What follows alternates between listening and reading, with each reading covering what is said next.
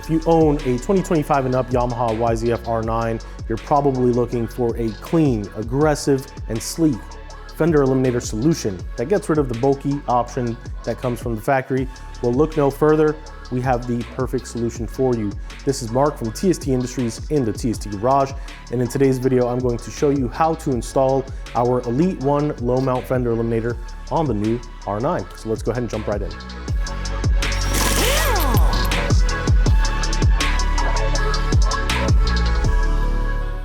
To begin, it is important to note that on this model, as you can see, we already have our TST undertail closeout already installed.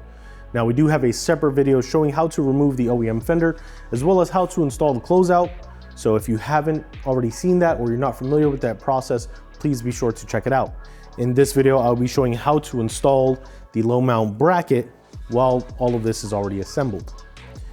So to begin this process, we first want to go ahead and grab a 4mm hex key, Allen key, hex bit, whatever tool you have at your disposal.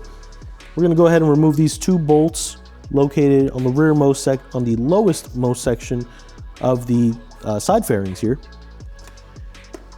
And you wanna be very careful. Try not to use a ball end of a tool if you have ball end Allen keys or hex bits like this one. I've already done this installation, so I'm confident in it, but these bolts from Yamaha are actually fairly easy to round off, so please keep that in mind.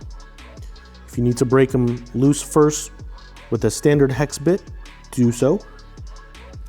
And these are shouldered bolts, so they do have a shoulder on them. They do not have a separate spacer or washer that comes pre-installed.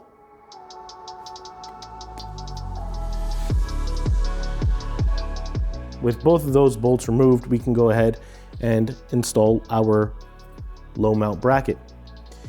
Now, this bracket does snug fit into this assembly.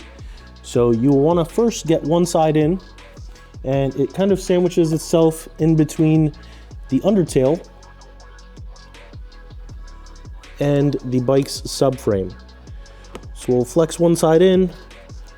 If you need to, you can remove one of these push pins on the lowest most section, slip that in, and then you can reinstall the push pin as necessary, just like so. Now you can see the bracket is in place, it is mounted, but we do need to take that additional step and secure it using the factory bolts. So you want to first make sure that you are aligned properly. You should have a clear and defined area where you can reinsert that OEM bolt. And you're going to use your hands at first, catch a few threads, make sure you're not cross-threading, and then you can go ahead and bottom that bolt out. We'll do the same on the opposite side. Now we kept the left side a little loose so we can maneuver this if needed. Perfect. Now that is aligned, we left this bolt nice and loose so we can adjust this as needed. Now we can see that our mounting hole is clear. And we're gonna go ahead and very slowly install this. We're actually using the hex bit attachment to thread it on by hand, using a T-handle in this area. Get a little closer to your exhaust. Now that we have both bolts reinstalled, we can actually go ahead and tighten this assembly down. Once we are bottomed out, we go another 1/8 to a 1/16 of a rotation. All right, now that those bolts are tightened down, you can go ahead and reinstall your license plate. And if this is all you're doing at this time, if you do not plan on installing our low mount signal kit, this installation will be complete. So for now, let's go ahead and mount our license plate and we'll be ready to ride. If you are installing our low mount signal kit, please stick around and we'll jump right into that once this is completed. Now I should mention we did design this kit to be mounted using the upper holes of your license plate. So please keep that in mind as you are performing this installation. If you would like to use the low mount hole or the lower holes, if they are present on your license plate, you can do so, but keep in mind, you may scuff up these surfaces down here. So just something to note.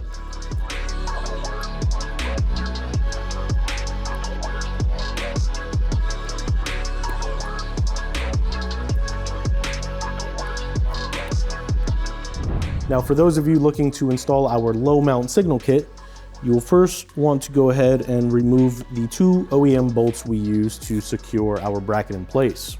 In the kit we sell, we do include specialty bolts that will be reinstalled in these locations.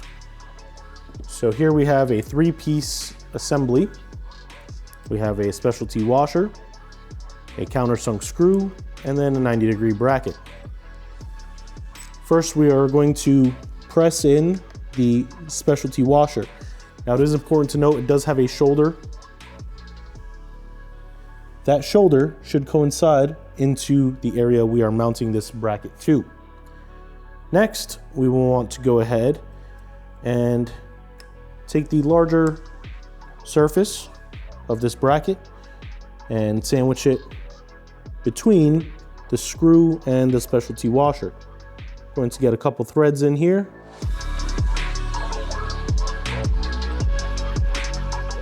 Now we do have a loose assembly here.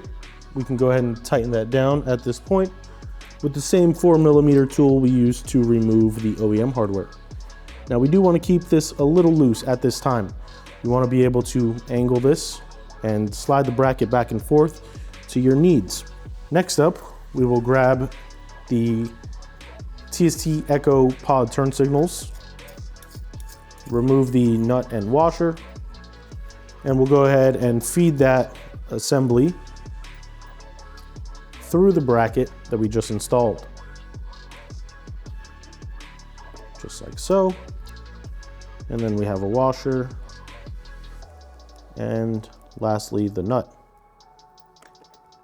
Going to go ahead and catch a few threads by hand, bottom it out, but keep it loose so we can still maneuver this entire assembly and articulate it any way we need to, but it is somewhat affixed to the bike. If you need to, you can tighten this screw down a little bit more. There we go. Now when it comes to wire routing, thankfully, the way Yamaha designed this bike, we actually have a very clean install process. If we go more towards the center of the bike, towards the bracket, base of the bracket, we can actually snake the wires into the tail section right alongside the subframe. So you can kind of see here behind the signal, I've gone through the subframe, and if you remove the seat, you can actually gain access to the entire trunk compartment. So what we're gonna do at this time is give you all a top view showing how we're doing this wire management, and then we'll come down below, tighten everything, secure it, and we'll be ready to ride. So after we remove the passenger seat, we'll go ahead and remove this middle cowl, and then we'll gently pry upward, allowing us access to where the turn signal plugs are. Now, if you need further access, you can go ahead and remove your rider seat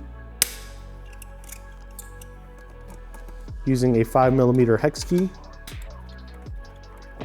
Now, tossing that all to the side, let's go ahead and focus on our signal wiring. Now, at this point, we have routed it up near the subframe.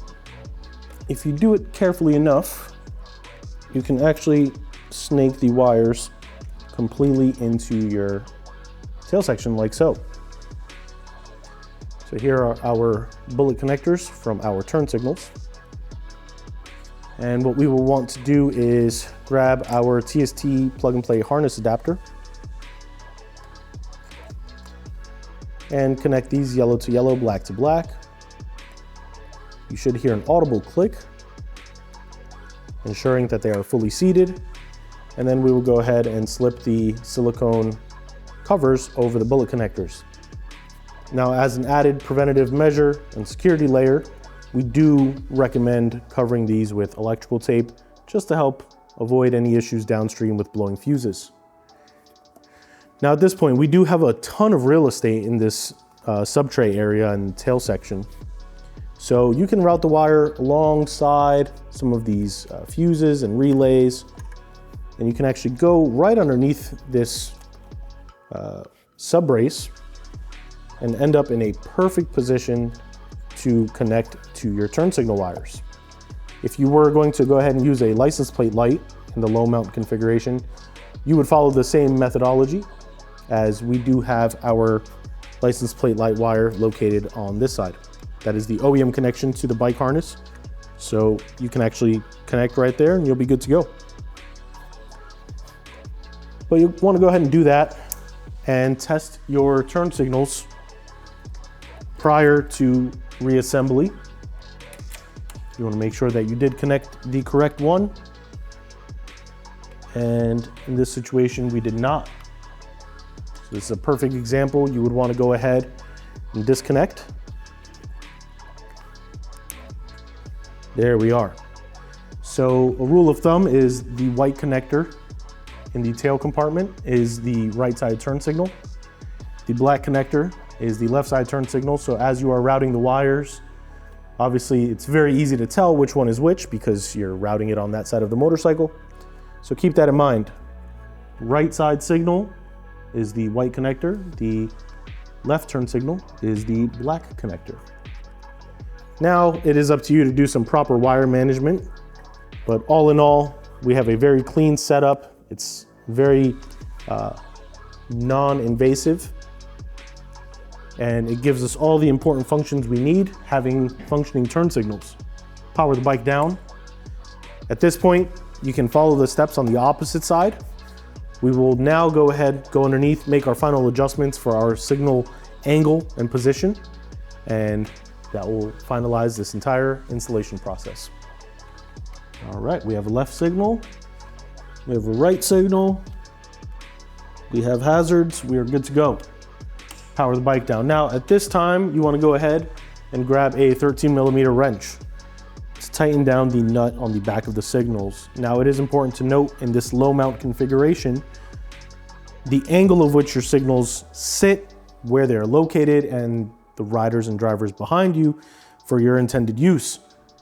You definitely don't want your signal facing downward, but facing too high up would probably not work as well. So keep that in mind as you're tightening this assembly down.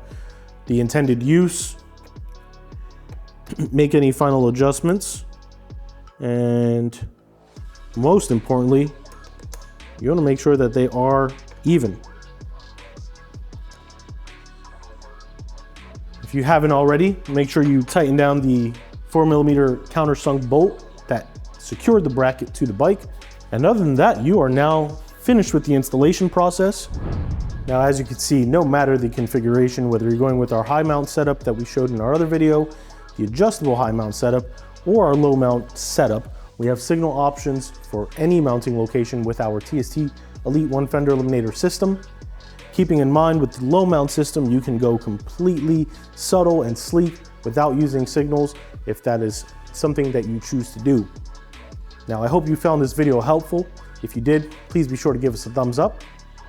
Of course, if you're ready to hit buy now, you want to purchase this low mount kit, see what else we have available for the R9 or any other bike that may be in your garage, please be sure to visit our website, tstindustries.com. The link to this kit can be found in the description below. If you haven't already, hit that subscribe button, turn the notification bell on, and of course, stop by our social media pages, Facebook, Instagram, X, Threads, all username TST Industries. For now, this has been Mark in the TST Garage. I thank you all for watching. You guys ride safe, and we'll catch you next time.